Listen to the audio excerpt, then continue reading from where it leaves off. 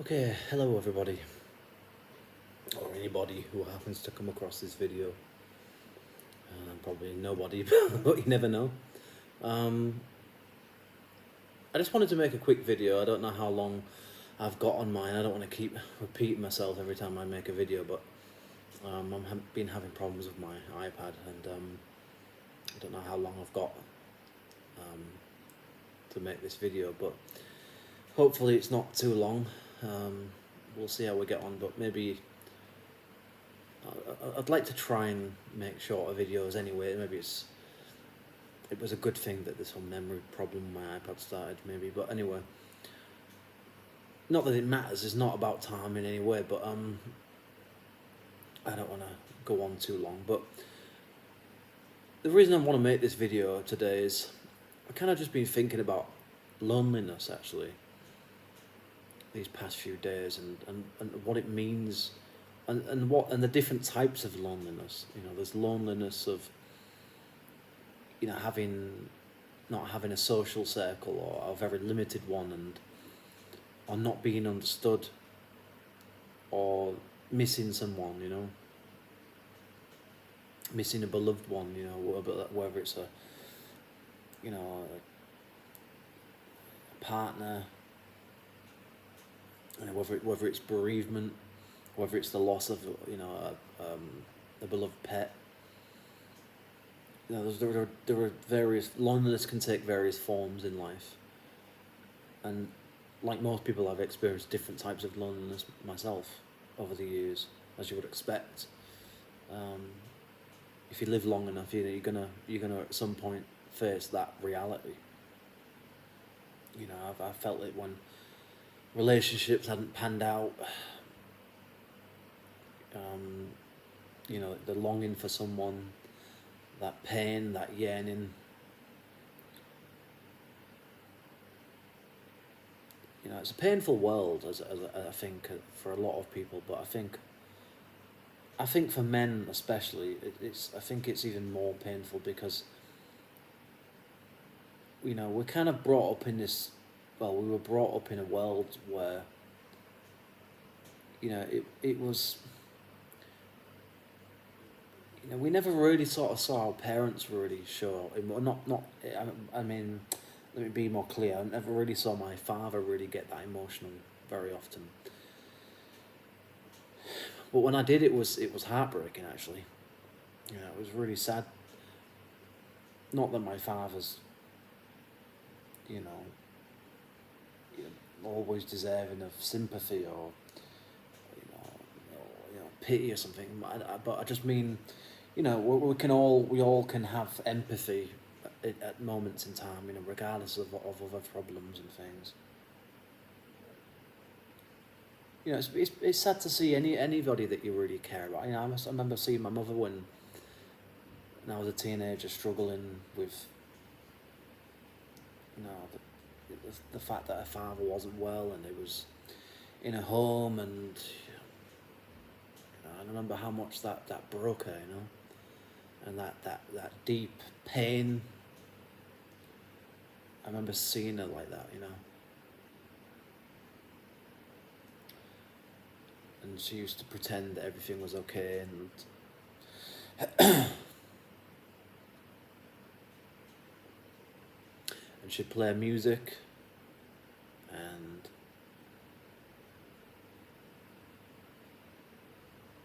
I just remember seeing her. She just turned to the bottle, I think, at a period of her life, and my father did the same thing. I just remember seeing them broken. And coming back to the topic of loneliness, and it's hard to talk about these things. It's painful, as you can tell. It is emotional. It's hard to talk about these kind of topics because it's a deep pain that I can't get rid of. I can't just pretend it's not there. Like it's when there's certain memories that are implanted in your mind, and they fucking hurt. Some of them, they really hurt to think about. As an adult, maybe it wasn't so bad as a teenager, as a child, but I think as you get older, you feel some of that kind of pain that they went through to a certain extent, and that loneliness, because I think that's where it stemmed from. I think that's partly where the partly it was a loneliness, a lack of friends, a lack of a life, really, I suppose, in many respects. Not that I'm saying that they didn't bring it on themselves to a certain point, because they did, but even with that said, it's like you can still feel sorry for people in a way. You can still have some degree of empathy for people. When no one's perfect, and and there are all sorts of reasons why people end up in a period of loneliness, or a prolonged period of loneliness. And I've certainly had it over the years, and I've thought about just people that I used to know, old friendships, and people that I used to talk to when I used to, we used to have fun together at one time. We used to hang out, we used to get along, we used to, we had good lives, I suppose. In retrospect, it's it wasn't perfect. No, I didn't have a perfect upbringing, but in comparison to a lot of people, I did pretty damn good, really, I suppose.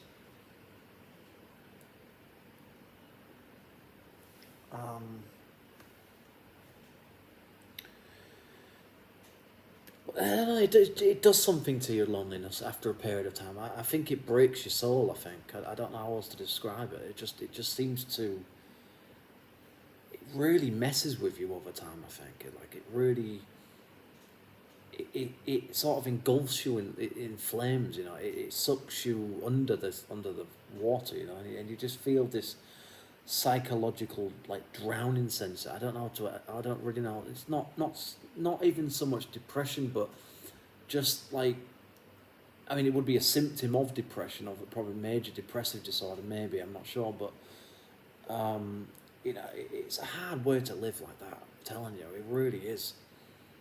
It's a hard life to live like that.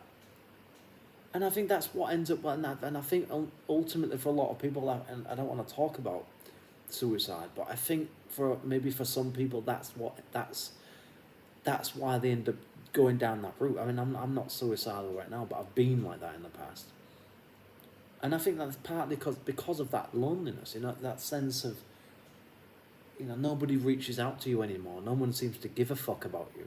It's like no one sends you a message. When it's like, and I just felt. You just feel like there's nobody out there. It's like shouting into the cosmos or something. It's like,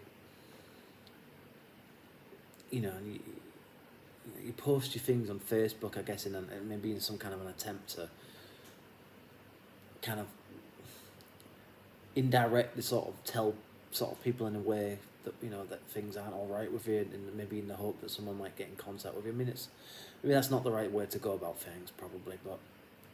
We all have our coping mechanisms, don't we?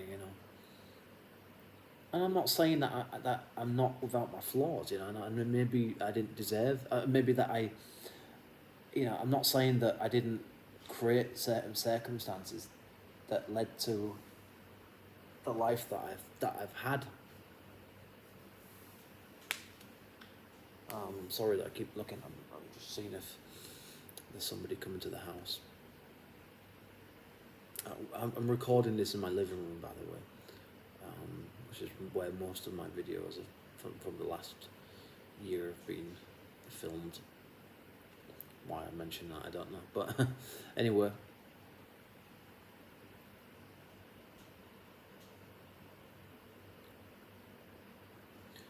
But yeah, it's not easy navigating life anyway.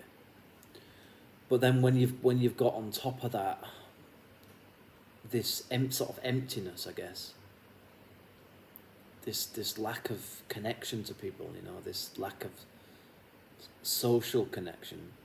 And it's not even just about meeting people. It's just this. It's not even like I said before. There's different levels to it. There's different degrees of loneliness. There's different types. It's I mean, even if you have friends, even if you have a big family, or you might feel like you have everything in the world, you can still be the loneliest person in the world, kind of thing. There's loneliness of having it all, and then there's loneliness of having nothing as well. So it's a bizarre kind of contradiction, you know. It's ironic, really. You know, it's. Yeah, I think I've always kind of felt a degree of loneliness anyway. If I'm being honest, throughout my life, I felt it when I was at primary school. I just remember sometimes being just feeling like I was completely on my own, like nobody was really out for me, nobody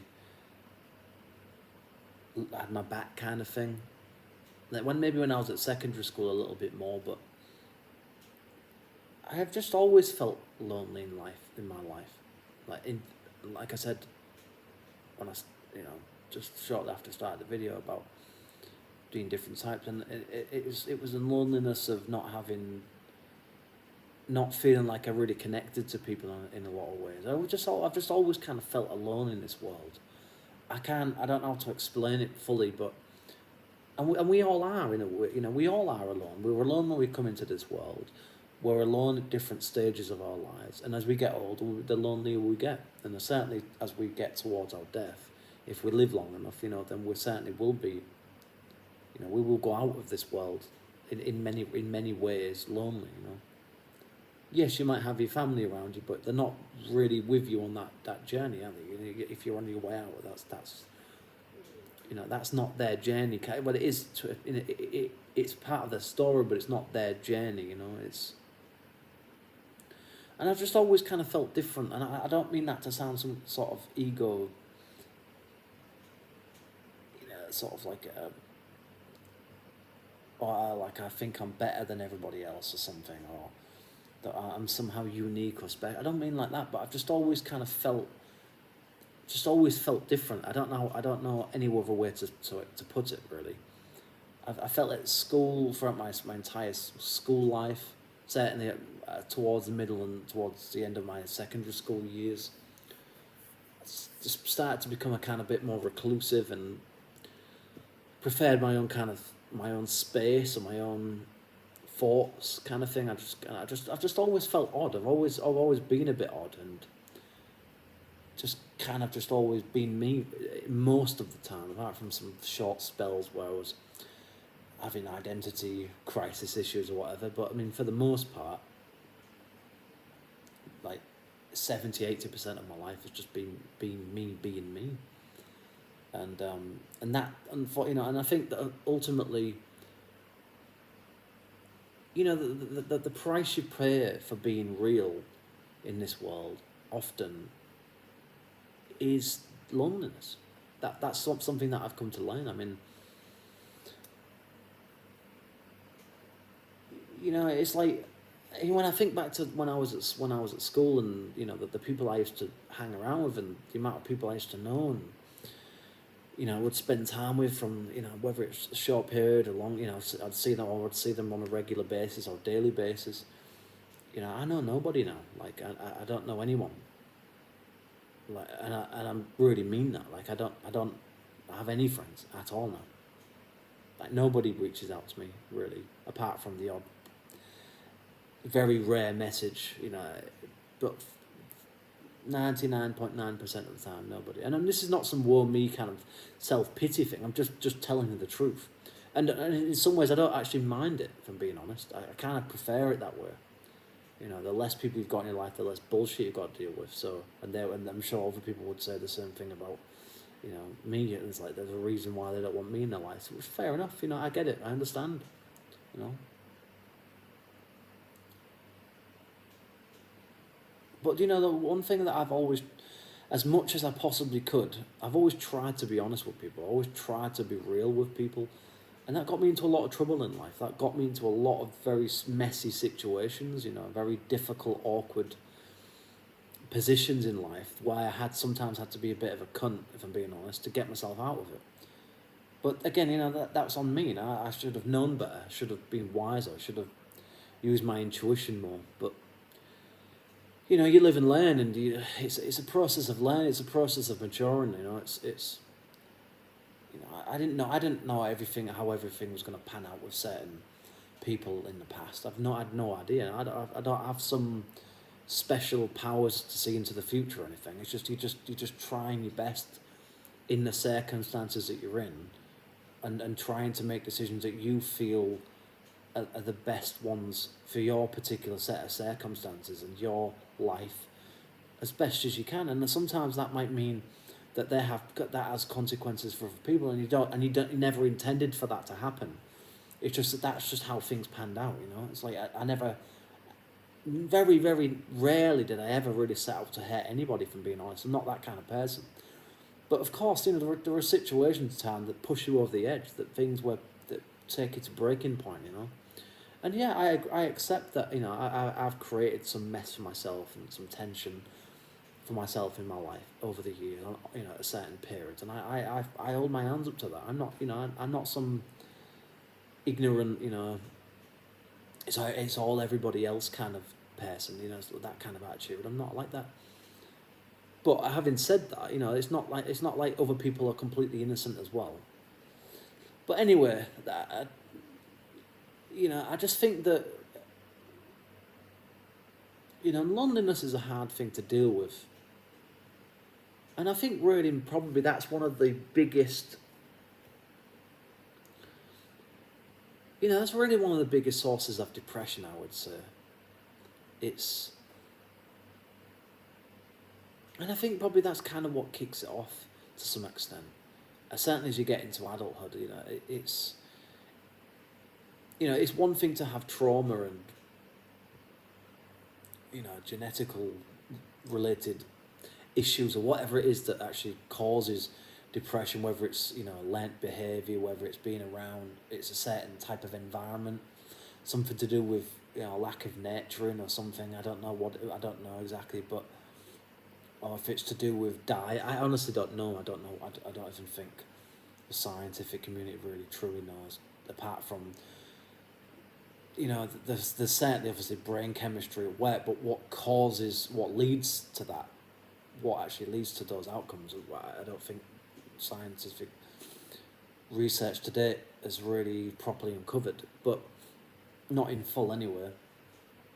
I'm sure it's probably combinations of different things, but anyway. But yeah, it's. I feel for people. I feel for people that are suffering with loneliness, because it is a kind of. It can become a kind of disease. I think it can become a kind of. I won't say addictive, but it becomes a kind of. It pulls you down into this pit that's hard to get out of, and you don't want to get out of it, kind of thing. So it's not just loneliness; it's the things that come with it. It's the side effects of loneliness. And how that affects your life. How that can really destroy your ability to trust. Destroy your ability to be. To not be cynical, to not be paranoid and pessimistic about everyone and everything. It's so easy to fall into that trap, because I've done it pretty much all my life, really. I am a cynic. I am pessimistic, and I don't want to be, but I just think that it's so hard to break out of it. When so many people have let you down, and you've been disappointed time and time again, and your expectations haven't been met, and I accept that maybe you shouldn't have had your expectations. Maybe you shouldn't have placed that kind of pressure on people. To kind of fulfill something that you wanted them to be, or to have, or to say, or whatever it was. To think. We're all at fault. We all have to accept our fuck ups when they happen, and of course we all have to have some degree of accountability and be honest with be able to be honest with ourselves, about where we messed up in life, and I do that. I know that my life is where it is partly because of myself, but it's also because of a lot of things, really, a lot of more deeper aspects. It's the fact that I'm not a massively intelligent person. I've got insecurities. About that and other things, and I don't have anything to fall back on as far as money or You know, I don't have like great opportunities, I never have. Um, you know, and I just don't have a great social. I don't have a great social network as far as, you know, people, you know, mentors and people that could act as mentors and just overall support, life support, you know, mental health support, you know, and not that it's other people's jobs to do that, but it would be nice to have, you know, some people in your life that would would push you a little bit, you know, a little motivate you, help motivate you to some extent from time to time. And I've never really had that, apart from, you know, my wife and my ex partner, and maybe the odd person here and there, but for the most part, you know, like it's really, I suppose it is down to us, you know, and that's not easy for everyone to reach that, and honestly, I don't think everyone's got it in them. I just don't. I think some people just. I just think some people just. You either have it or you don't. I think in the end, I just think you're either resilient in life or you're not, and I just think that, you know, some people go for ups and downs with motivation, but ultimately, you know, they always kind of more or less stay in the same place, and I just think that that's just kind of part of who you are. Unfortunately, I just think that sometimes you just can't break through.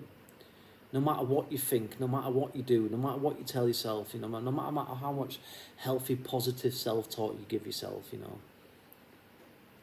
no matter what kind of people you surround yourself, I think it's ultimately it's down to yourself, and I just think, you know, I just think it's an unfortunate reality that just some people that they just don't have what it takes to be successful, to be positive, healthy people in this world, unfortunately. And I think I just, unfortunately, I think probably one of those people. I've tried my best. I've had counselling, you know, I've done various things, meditation. I've done all sorts of things to be a healthier, more happier person. But